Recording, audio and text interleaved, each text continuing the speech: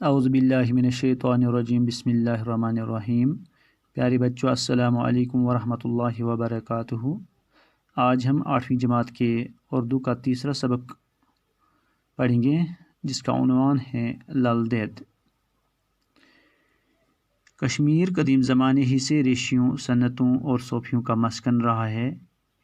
इन्हीं बुज़ुर्ग हस्तियों में एक अजीम खातून भी गुजरी हैं जिन्हें प्यार और अक़ीदत से लोग ललदेद के नाम से याद करते हैं। ललदेद की ज़िंदगी के हालात के बारे में अगरचे वसूख के साथ बहुत कुछ नहीं कहा जा सकता, लेकिन इतना तो बहरहाल यकीन है कि वो 14वीं सदी के वस्त में श्रीनगर से 6 मील दूर जनूब मशरिक़ की तरफ वाक़या एक गाँव सेमपोर में पैदा हुई। उनके वालिदैन ने उस वक्त के रिवाज के मुताबिक छोटी उम्र ही में उनकी शादी पांपोर के एक पंडित घराने में कर दी। ससुराल में उनका नाम पद्मावती रखा गया। ससुराल में सास और शौहर के बुरे सलूक की वजह से ललदेद की अज़दवाजी ज़िंदगी बहुत ही तलख गुजरी। इस ज़िम्न में कई वाक़यात कश्मीर की लोक रिवायत का हिस्सा बन चुके हैं। कहा जाता है कि एक बार ललदेद के ससुराल में बड़े पैमाने पर एक दावत हुई। दूसरे रोज़ हस्ब मामूल जब ललदेद घाट पर पानी भरने गई तो सहेलियों ने हंसते हंसते पूछा कि कल तुमने खूब पेट भरकर अच्छे अच्छे पकवान खाए होंगे। इस पर ललदेद के मुंह से बेसाख्ता एक शेर निकला जो कश्मीरी ज़बान में एक ज़रबुल मिसल की हैसियत इख्तियार कर चुका है। इस शेर के माना हैं मेंढा पके या बकरा, लल की किस्मत में तो वही बटा है। ललदेद की सास खाना परोसते वक्त उनके बर्तन में एक बटा रखती थी ताकि देखने में चावल का बर्तन खूब भरा हुआ लगे।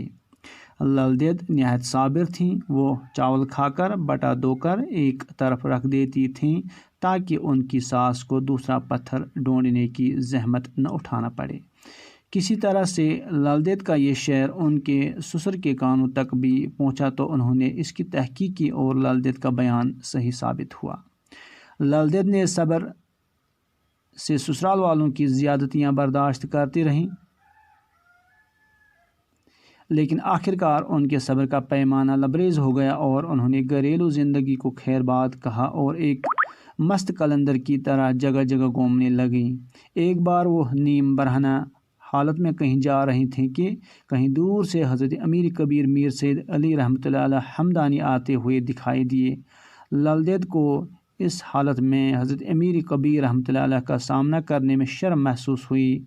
वो कहीं छुप जाना चाहती थीं, लेकिन जब आसपास में छुपने की कोई जगह न मिली तो एक नानबाई की दुकान में दहकते हुए तनूर में कूद पड़ी। बेचारे नानबाई के तो होश ही उड़ गए। थोड़ी ही देर में जब तनूर का ढक्कन उठा लिया गया तो ये देखकर सब हैरान हुए कि ललदेद एक खूबसूरत लिबास पहनकर तनूर से बाहर बरामद हुई। बाद में जब उनसे इस बारे में पूछा गया तो उन्होंने जवाब दिया कि उन्होंने ज़िंदगी में पहली बार किसी मर्द खुदा को देखा और उनके सामने नीम